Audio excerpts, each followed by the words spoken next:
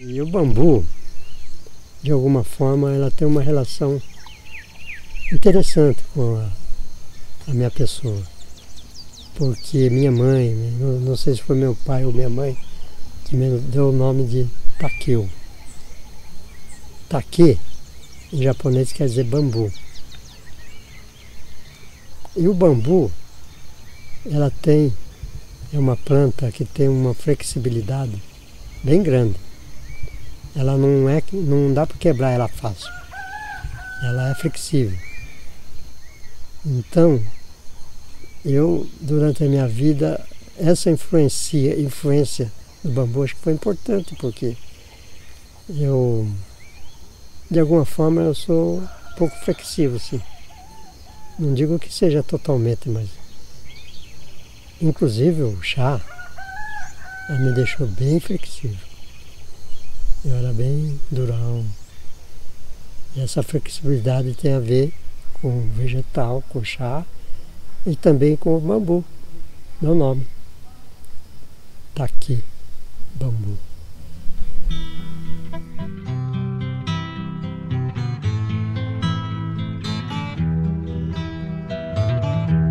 Pela janela eu posso ver mais uma construção, outro edifício, nova habitação. E a montanha lá atrás, com toda a sabedoria, fico olhando, analisando esta velha civilização, onde o homem amassado, comprimido, amontoado, vive junto e não se fala, come junto e não se olha, finge sempre, dissimula e não se apresenta. E a montanha vai pensando lá atrás. Já é tempo, já é hora dessa gente acordar.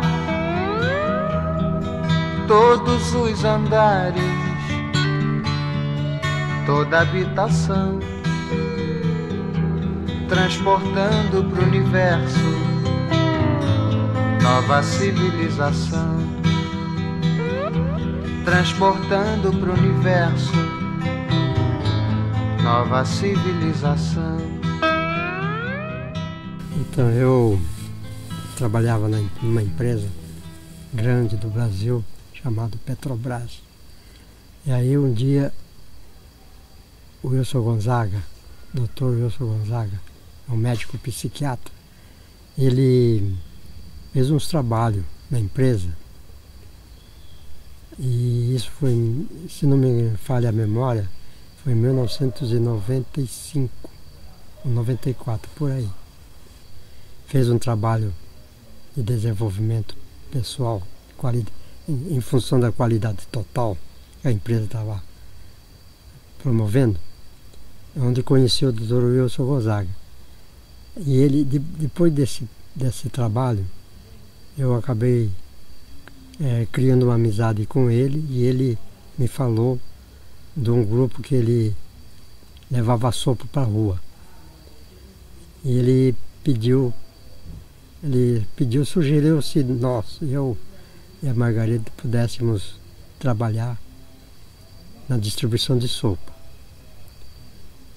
Essa distribuição era feita no Largo de Santa Cecília. E aí começamos a frequentar esse grupo que levava sopa para a rua, onde conheci várias pessoas do grupo. Quando conheci o Dr. Wilson, eu fui fazer... Aliás, a Margarida, minha esposa, fez uma vivência dos 4 elementos lá em Ilhabela. Eu também fiz, mas só que fiz pela Petrobras. E aí Margarida resolveu fazer uma terapia com o Dr. Wilson, e o Dr. Wilson me convocou. Eu tinha que comparecer para conversar com ele. E aí nessa conversa com ele, e ele falou do vegetal, do chá, quando eu questionei o que seria esse chá, porque eu nunca tinha ouvido falar disso, a não ser o Daime, que eu tinha lido uma reportagem. E aí ele falou que tinha um grupo. Esse grupo era um grupo de pessoas, pacientes dele, de terapia, e ele levava esse grupo para a rua, levava sopa para morador de rua.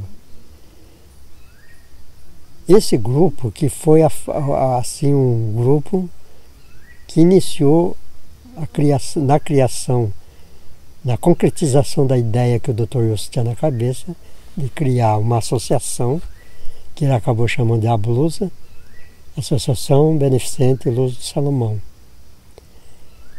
E aí ele criou essa associação e nós registramos essa associação em março, 27 de março foi o ano que foi publicado no Diário Oficial a data da criação da ABLUSA, e continuamos levando sopa para o morador de rua. Aí eu comecei a beber o vegetal com regularidade, e ela fez uma transformação bem grande na minha vida. Porque eu, antes do vegetal, eu considero a minha vida antes e depois do chá. E antes do chá, eu era uma pessoa ranzinza, nervosa e muito sério. Muito sério. No trabalho, eu me dedicava muito ao trabalho. Até levava trabalho para casa, que não é recomendável, mas eu levava. E era muito sério. E não sorria. Ia, por exemplo, nas reuniões da família, da minha esposa Margarida, não conversava com ninguém, eu sempre estava de carrancudo. E ficava sempre isolado, porque não tinha vontade de conversar com ninguém. E aí, comecei a beber o chá, eu comecei a mudar. Eu não tinha assim, por exemplo, a natureza. Não tinha nenhuma uma ligação com a natureza, com as plantas. Aí o chá, ela começou a me transformar.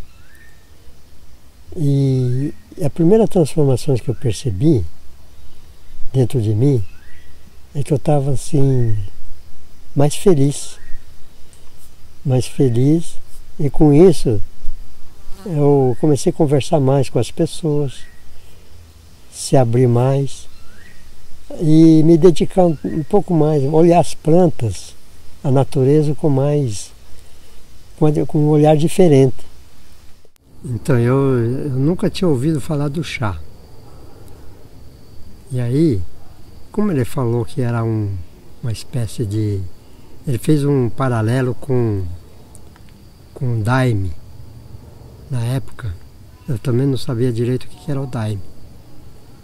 E aí eu me lembrei que logo que cheguei em Curitiba, eu morava no interior do Paraná, fui para Curitiba estudar, e logo que cheguei em Curitiba eu li uma reportagem na revista Planeta, que naquela época estava começando a ser editada, ser distribuída nas bancas. E nessa revista li uma reportagem que falava que os hippies, nessa época era mais ou menos 1960, na década de 60, entre 60 e começo da década de 70, 1970. A reportagem falava que os hippies da época descobriram uma nova meca dos hippies no norte do Brasil, no Acre.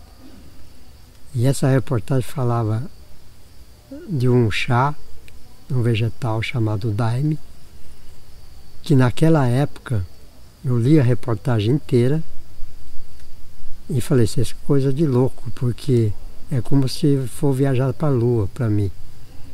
Ela é inatingível para mim.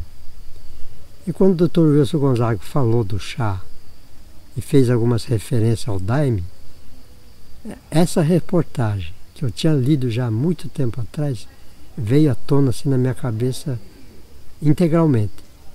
Aí eu comecei a fazer algumas perguntas para o Dr. Wilson Gonzaga, fazendo alguns paralelos com essa reportagem, questionando se não era uma droga.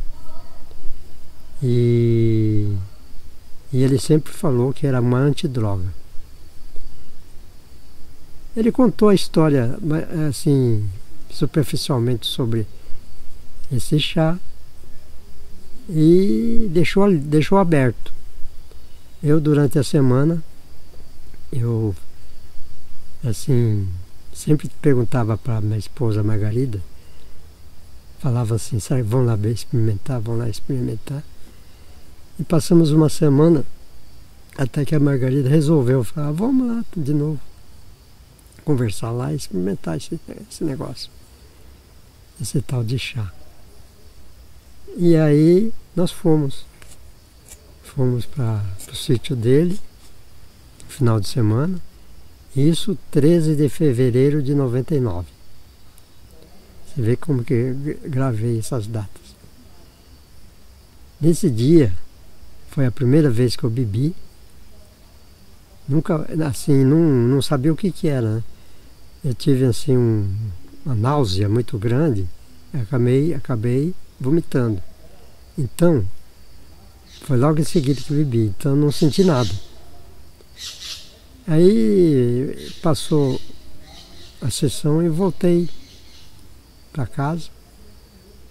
Na segunda-feira, fui trabalhar normalmente. E deu assim, uma sensação diferente quando cheguei no escritório. Assim, uma vontade de abraçar todas as pessoas que eu encontrava nos corredores lá. E aí, essa sensação de vontade de abraçar as pessoas não é normal. Aí eu não tinha sentido nada com o chá, mas achei alguma coisa mexeu comigo. E aí o Dr. Wilson tinha falado que na semana seguinte, dia 20 de fevereiro, ele ia ter de novo uma reunião no sítio onde ele morava, em Cabriúva, para beber de novo. E era um carnaval daquele ano, 1999. As sessões, ela começou depois da blusa, né? Depois que foi fundada a blusa. E era feito em Cabriúva, começava 2 horas da tarde e até as 4 horas, você ia até 6 horas. É uma sessão bem parecida assim, com o ritual de hoje. E era o mestre, o Dr. Wilson Gonzaga, a esposa dele, a Nízia, que era assistente, era só os dois, e o Edu, que era o DJ, que ficava no som. E assim, eram sessões assim de em torno de 10 pessoas, entre 10 a 15 pessoas no máximo. Onde conheci o Moa, conheci o Everaldo, conheci o outro rapaz, esqueci o nome dele também. E eu sei de meu filho caçula, era pequenininho na época. O Everaldo e o companheiro, que ele morava lá junto, amigos, carregaram muito sede, bajularam bastante. E aí são as pessoas que conheci na fundação da blusa. Aí veio em seguida o Zé Eduardo Carneiro, que era um ex-policial da PM, que se tornou um grande amigo da gente. E quem mais que ia lá na sopa? Aí conhecemos também o Osvaldo, Oswaldo, ele não chegou a ser um morador de rua, mas ele estava zanzando pela rua. E ele chegou para uma outra pessoa, que eu não lembro o nome agora dele, pedindo emprego para essa pessoa. E essa pessoa já faleceu, essa pessoa. Não, essa pessoa não. Essa pessoa já faleceu. E pedindo emprego para o Oswaldo. Aí eu falei, Oswaldo, eu não tenho emprego assim. Aí perguntei se ele sabia fazer sopa. Eu não sei fazer sopa. Você tem vontade de aprender a fazer sopa para trazer aqui para a rua? E eu falei, eu posso aprender, então você vai morar na Blusa. Aí trouxemos o seu Oswaldo para a Blusa e ele aprendeu a fazer a sopa, porque a sopa era feita num restaurante. Eu nem lembro o nome do rapaz também. Faz muito tempo, né? E o seu Oswaldo aprendeu a fazer a sopa, passou a ser o fazedor de sopa, para levar para os moradores de rua. Aí, algum tempo depois, o seu Oswaldo conheceu a Estelita, que estão no grupo até hoje, o casal, bem legais. Eu me lembro, o seu Oswaldo, quando bebeu o vegetal pela primeira vez, ele também não sabia o que era. Ele que ficou assim, como se estivesse hipnotizado, paralisado. Assim, quando ele estava, acho que provavelmente com o efeito do chá, eu tentei conversar com ele não dava atenção porque parece que estava paralisado. Mas foi uma experiência interessante para ele, porque a partir dessa vivência inicial do chá com ele e seu Lacerda, houve uma pequena mudança, que foi gradativamente havendo uma mudança também dessas pessoas. Então, na segunda vez que eu estava bebendo vegetal, o chá, pela segunda vez. Isso foi dia 20 de fevereiro de 99. Eu bebi o vegetal, aí começou a dar a reação, o efeito, que nós chamamos de borracheira. Eu nem sabia essa expressão que significava. E aí, quando eu entrei no estado alterado de consciência, começou a chover muito. Aí eu não sabia o que estava acontecendo comigo. Me levaram para abraçar uma árvore, que nem tinha árvore lá, tiramos arbustos. Abracei um tronco de um arbusto e deitei, me deu vontade de deitar no gramado lá, embaixo do arbusto. E veio o Enzo é o geólogo, que falou para mim, não pode ficar deitado, senão a energia telúrica da Terra suga minhas energias. E aí ele me ajudou a levantar e ir lá para uma biblioteca do Dr. Wilson Gonzaga, que estava assim no quintal. Mas aí chega o Dr. Wilson Gonzaga, fala, tá aqui, vamos tomar chuva. Começou a chover torrencialmente. E aí ele me segurou, me levou lá para o gramado, embaixo de chuva torrencial, aquela chuva de verão, que é um toró, né? Raio, trovão, e de repente dá um raio, pega meu braço direito, a luz do raio percorre meu corpo, dá um tranco no Wilson Gonzaga, e ele fala, eu estava nesse momento com os olhos fechados. Eu falei, tá aqui, você viu o raio? Eu nem estava de olhos fechados, então abri os olhos, gravei a imagem do Wilson Gonzaga assim, meio assustado, com os braços levantados do lado, e ficou gravada a imagem dele na minha mente. E aí me levaram lá, assim passou um tempo, e aí chegou não sei, não lembro se foi o Wilson Gonzaga ou se era o Enzo. Me veio, acho que era o Dr. Wilson Gonzaga. Falando, você está aqui, estende as mãos para baixo. E olha para cima. A chuva já tinha passado. E aí, olha para cima. Aí eu ouvi uma voz falando assim, tá aqui, sua borracheira está descendo para a terra e penetrando no chão. E seu espírito está subindo e conectando com a força superior. Foi uma voz nitidamente que ouvi. E quando ele falou que o meu espírito estava subindo e conectando com a força superior, eu senti assim uma força descomunal. Assim. Eu olhei para o meu corpo, eu me vi como fosse uma árvore, uma planta.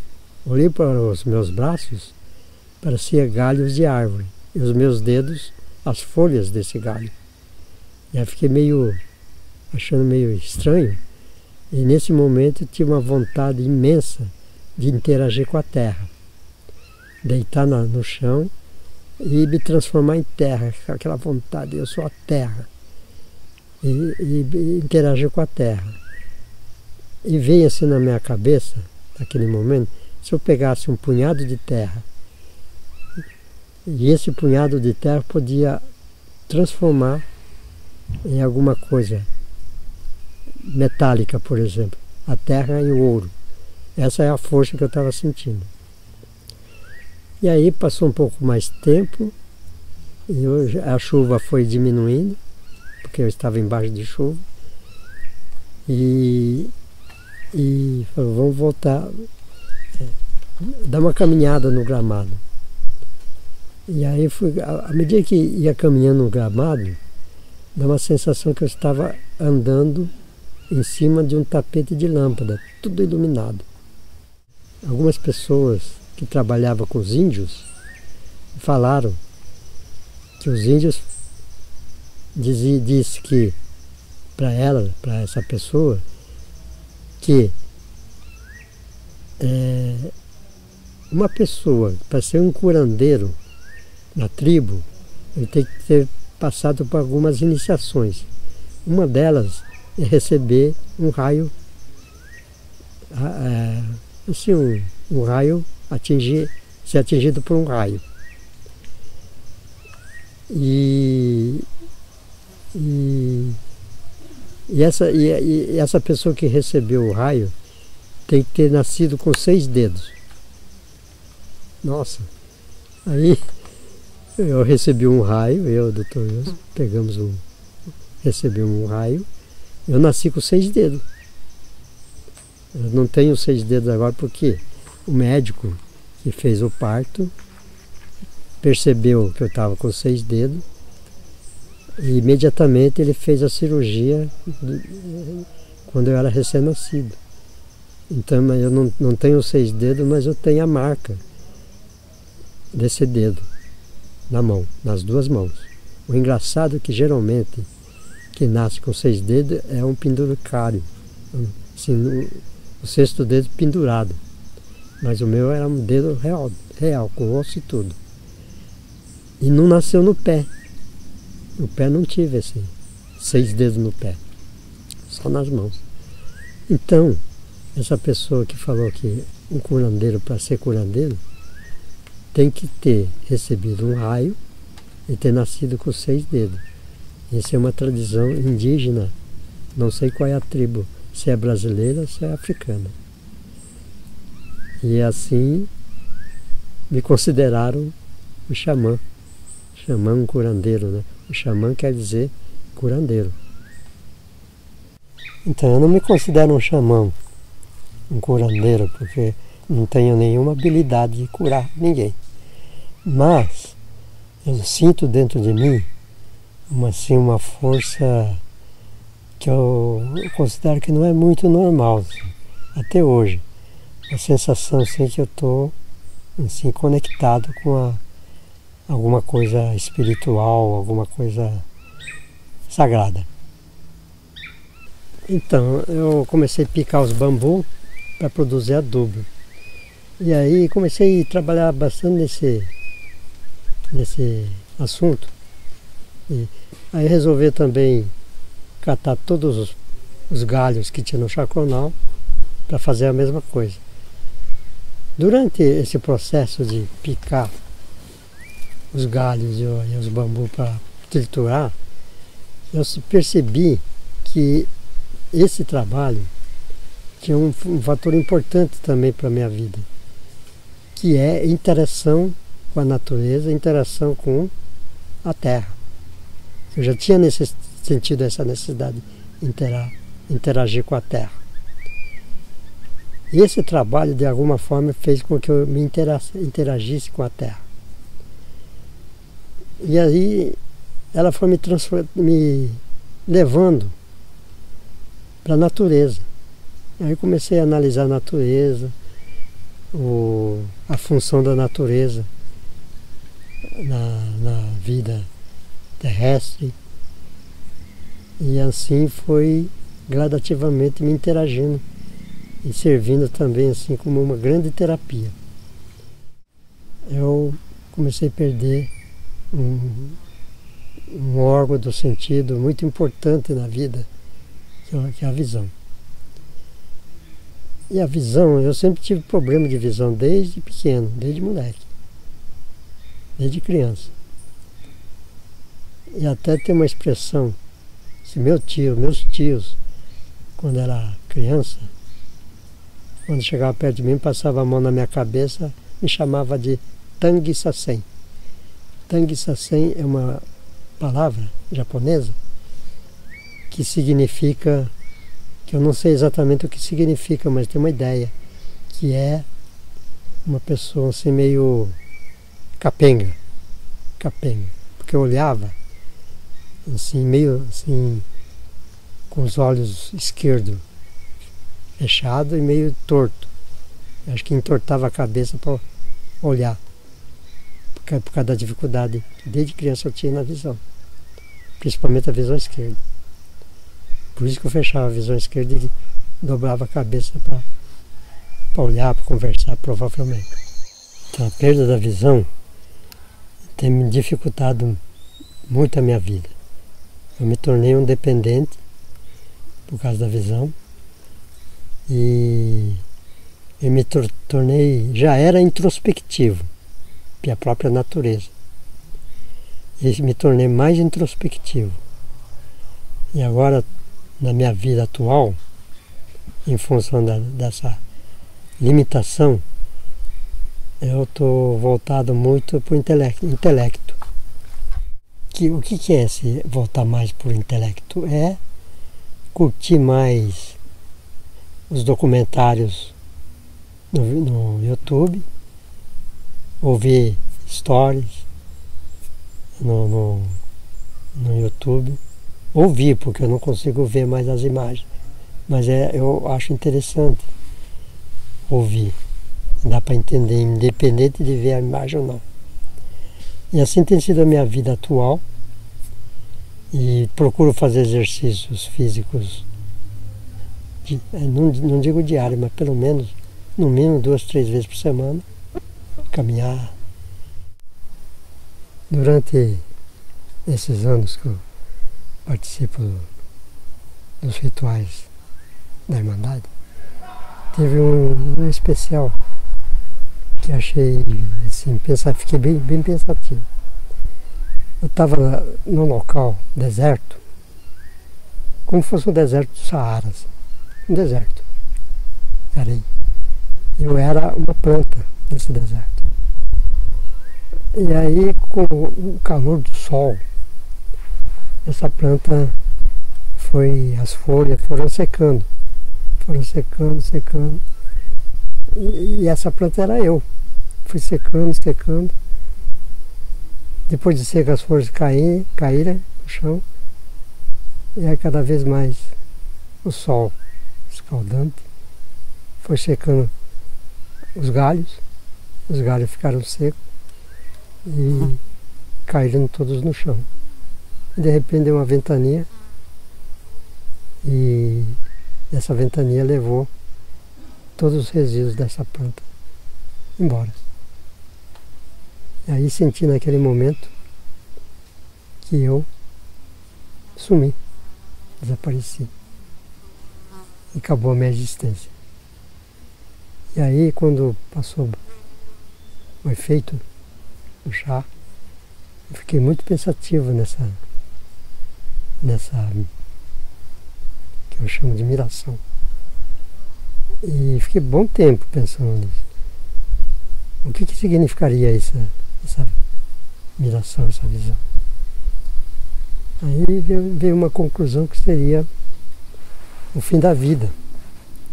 O fim da vida que seria assim.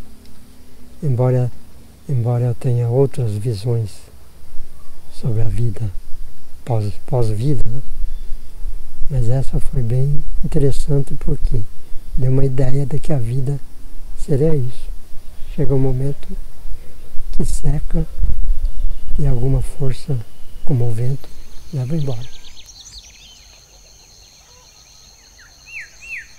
A Irmandade é como se fosse uma grande família.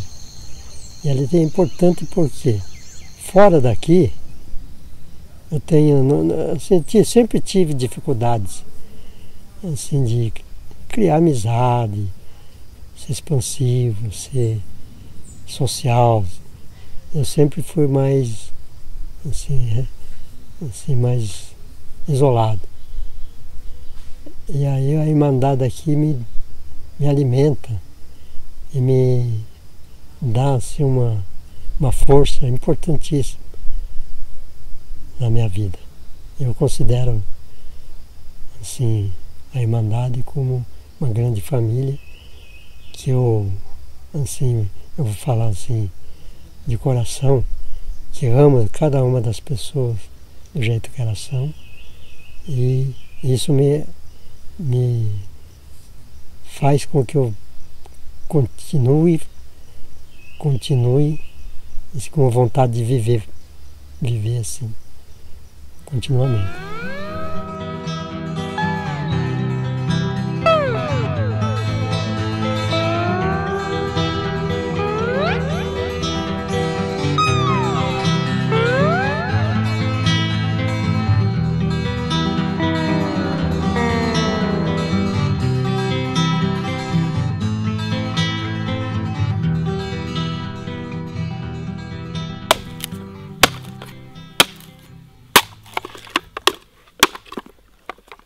Pronto.